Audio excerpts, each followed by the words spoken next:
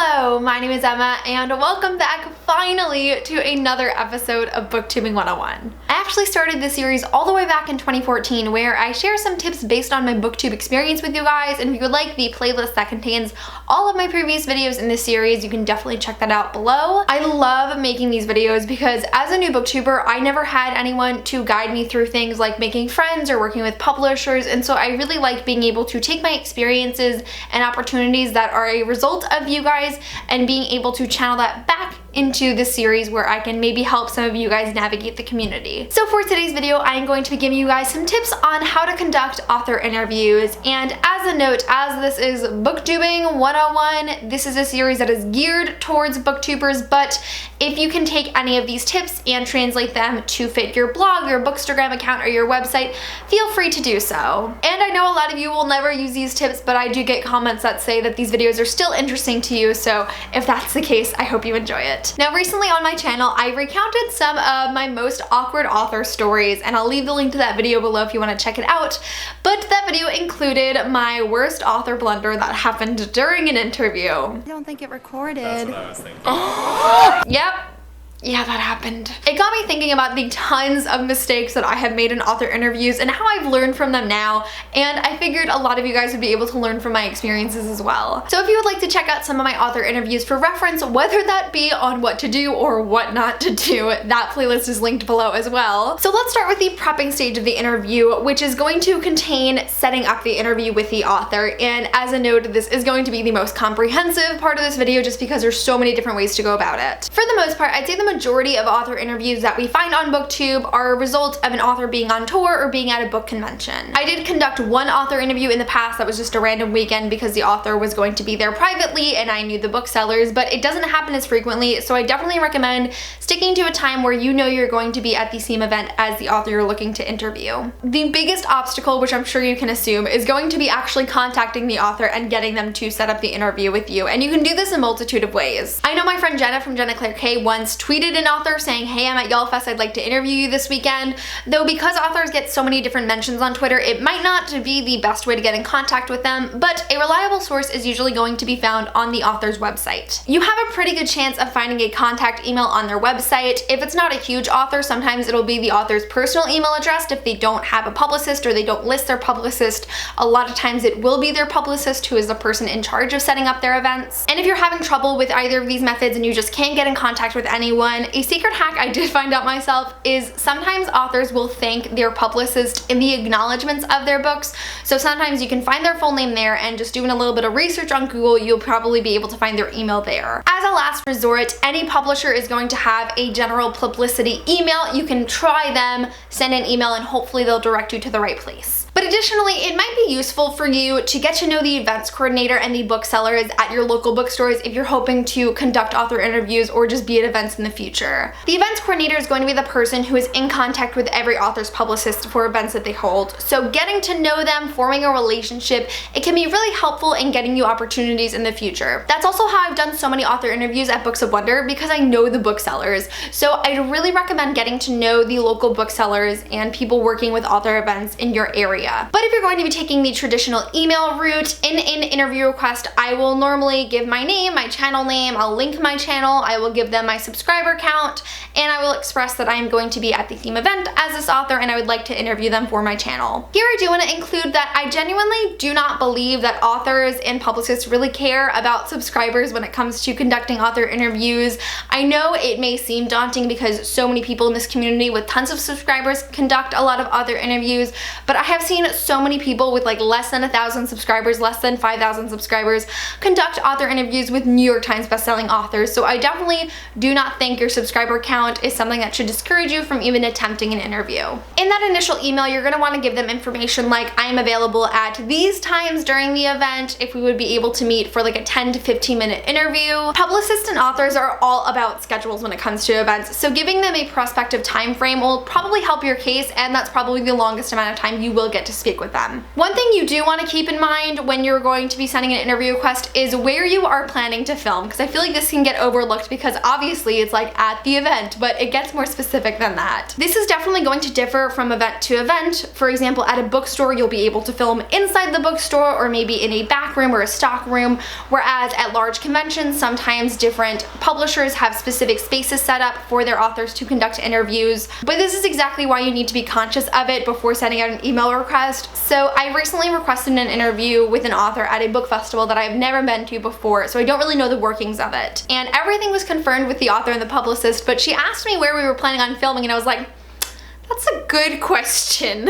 Because sometimes you won't just be able to post up wherever you like. You often need permission to film in specific locations. So I had to go to the website and found out that I needed a media badge, so I had to apply for press and I had to get confirmed for press before I was granted access to the media room, and it would have been so much easier for me to know that beforehand. I hope me sharing my blunders across this video lets you know that I'm probably not the most qualified to give you tips on this because I still have no idea what I'm doing. And one final thing I want to include is after you've been corresponding and the author and the publicist have confirmed it, I would definitely recommend offering them the ability to look over questions beforehand. Sometimes authors want to be prepared, sometimes the publicist just wants to make sure that everything you're asking is approved. Sometimes they do want to go in blind, but extending that courtesy of knowledge to them is going to look more professional on your part. So hopefully at this point you have everything confirmed with your author and their publicist, you have a set time to film, a set space, and you're ready to go. Now we're in the pre-interview stage where I have a few other recommendations of how to prepare yourself and to make sure it's really successful. I have 4 different pieces of equipment that I'm going to suggest you invest in if you're really interested in doing more author interviews.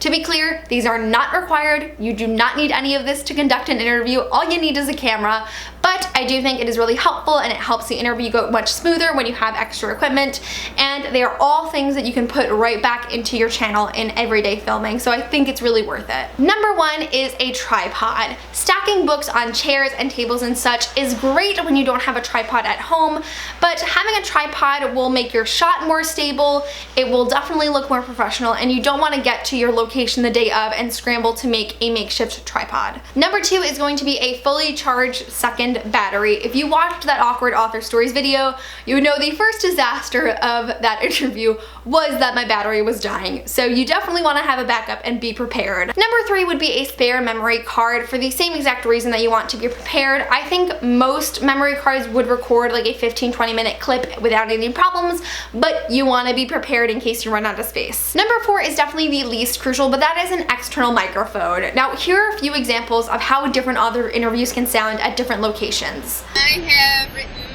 26 books in many genres. I think I read like the 4th or the 5th version of the script, and there was a scene in there. Yes. I will say that I was like working on like a fantasy book when I was like 19 or something. I knew that I wanted to have 3 degrees of monster, and I knew that I wanted essentially one of them to function as a demon, one of them to function as a vampire, and one of them to function as an angel.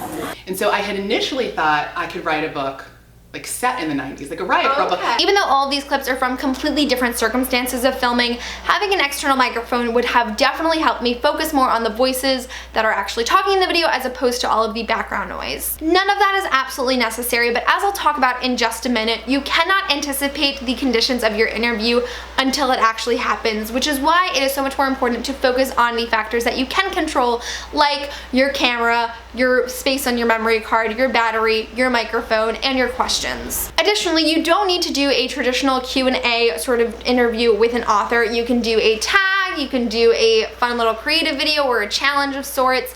Just obviously confirm that with the author beforehand, but you don't need to do a stereotypical question-answer format for an author interview. For a traditional author interview, I'll normally prepare 7 to 10 questions. I'd like to be over-prepared. I'd rather have the ability to drop 3 to 5 questions in the middle of filming if they aren't as important than to only have just a handful and for the interview to be over in just a couple of minutes. I think it can be really helpful to do additional research on the author you're interviewing beforehand. A great example of this is when I was interviewing Victoria Schwab, I had watched a few videos with her online, and I so perfectly found out that the question she loves to answer but never gets asked is what she would be if she wasn't an author. So I was able to use that question in my interview, and she was really excited she got asked it. Research as well as reading and watching other interviews with that same author can also help you weed out super generic questions that they've answered a million times to help make your interview more unique. I personally don't follow a specific template when it comes to author interviews. I like for each of them to be catered to that specific author, but I think it's always nice to have a balance of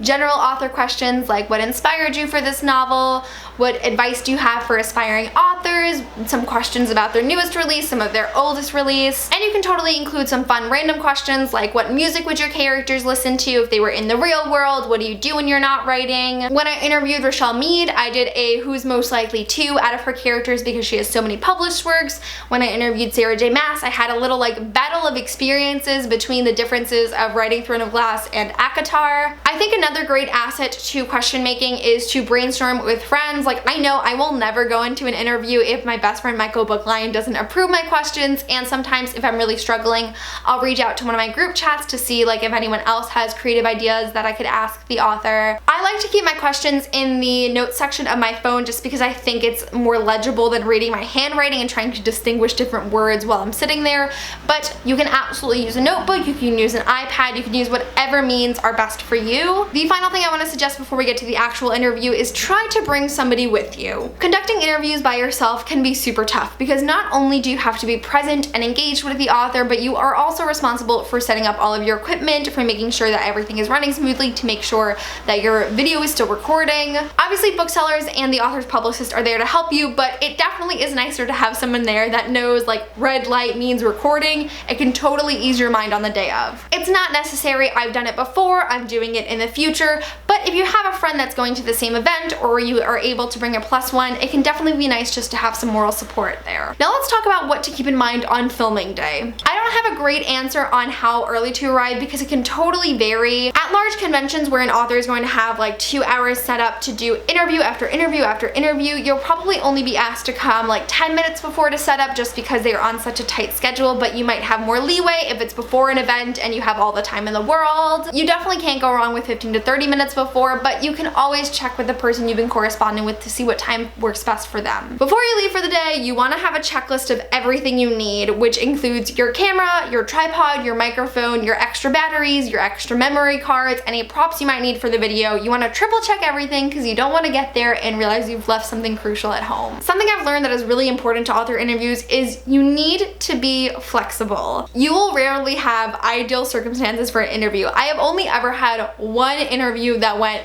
perfectly as planned. It doesn't happen a lot. You might be in an area where there's a lot of people talking in the background. You might have construction going on, you might have really bad lighting, you might have babies screaming in the back of the bookstore. There are a lot of things that can be obstacles in interviews. Anyone who is watching that interview is just there to see you in conversation with the author. No one's really gonna care about the lighting or the sound. Obviously we want to hear it, but I think most people understand that these are hard things to do, so I think there's a little bit more leniency when it comes to the quality of the video. So if last minute an employee comes in and says we have to shove you into this tiny stockroom to film, just breathe, know it's gonna be okay, and do the best you can with your questions and being engaged with the author. Filming tip number 1 is going to be stay on top of your recording time. This is why it's really helpful for you to have somebody there who can take care of that for you, but sometimes you might need to be on top of it yourself. If you're by yourself and you don't have a viewfinder where you can constantly check that it's recording still, you might want to set a timer. So like if your camera records to 15 minutes, you might want to set it for 14 minutes and 30 seconds. That way you know when you need to get up, reset the clip, and start over so it gets everything, because you do not want to get cut off in the middle of speaking. It's absolutely okay to take some time with your interview. You're allowed to take a moment to recollect your questions. You're allowed to get up and fix your camera. You're allowed to take a drink. Obviously, you're on a time frame, so you're gonna wanna be concise in those little actions, but you do not have to rush through everything in one breath. That's just gonna make you more stressed. So understand it's okay to take a moment to collect yourself and then continue and just edit out that bit later. Tip number 2, I really want to stress to you guys because it has saved my ass so many times. Use the Voice Memos app or any sort of voice recording app that your phone has to record the audio during the interview. I personally find the iPhone Voice Memos quality to be really decent, and if you're in an environment where there is a lot of background noise, it can actually sometimes be better than your camera, but it is an absolute lifesaver if you run into any undetected audio problems while filming. For example, because obviously I just have so many examples of how much I fuck up in author interviews, here is what my footage was like from my BEA interview with Cassandra Clear before I had the opportunity to edit it.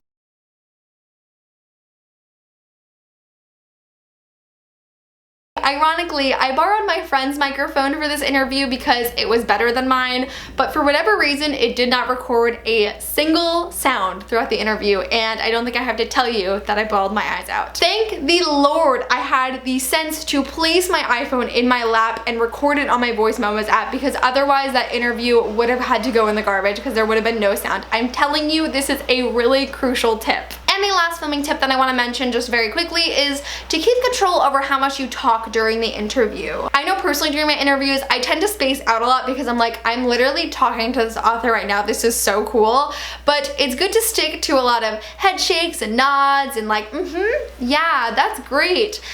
Because you don't want to center the attention onto yourself and your responses. It's great to contribute to the conversation when it's appropriate, but don't interrupt the author, which I personally know from experience can be very hard because you're just so excited to be there. But try and keep composure, let them speak, respond when it's appropriate, and then continue to the next question. Those are really all the tips that I have for during an interview. I do have a few post-interview suggestions that I think are really helpful. Number one is to learn to clean up audio. Now, I do not know much about editing audio whatsoever. I do everything in Premiere Pro because I am lazy, but there are tons of tutorials online for your specific editor in regards to audio, or else there are a lot of different free programs like Audacity that can really help you improve your audio, but it is definitely an asset in making your videos better. Tip number two is to learn to color correct your videos. And I know a lot of editors that are like lower end and may be free, they don't have the option to color correct, but if it is a feature on your editor, I'd really recommend learning how to use it. As I said, you will not often have ideal lighting in your interviews, and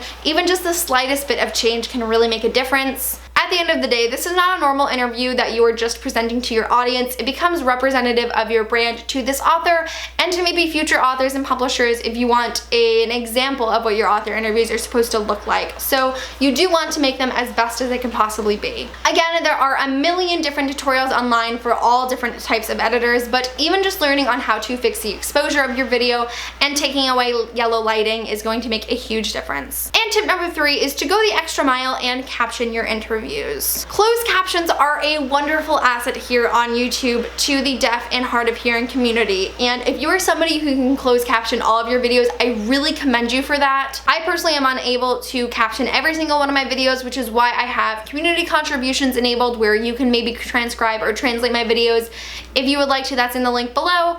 But I think that captioning interviews are really, really helpful because additionally, you will probably have a lot of background noise that makes it harder for anyone to hear, but especially for the deaf and hard of hearing community. Personally, captioning takes me hours and hours and hours and hours, but I will do it for every single one of my author interviews because I think it is really, really important to make these videos as accessible as possible. And finally, do not forget to share your interview with the author, publicist, and or booksellers that you have been working with, and to tell them thank you for the opportunity. I'm sure they want to see what you have created and how it turned out, but it is also really important that we let those who help us in this community feel appreciated. So that is really it for my video on conducting author interviews. I'm very sorry for how long this was, but because there are so many different things to account for, it's really hard to be concise, but nonetheless, I hope you enjoyed it. If you have conducted an author interview in the past, I would love to hear your experience and maybe share some tips if you have any of your own. And of course, in the comments below, feel free to let me know if you have any questions related to author interviews or if you have any suggestions for future BookTubing 101 episodes.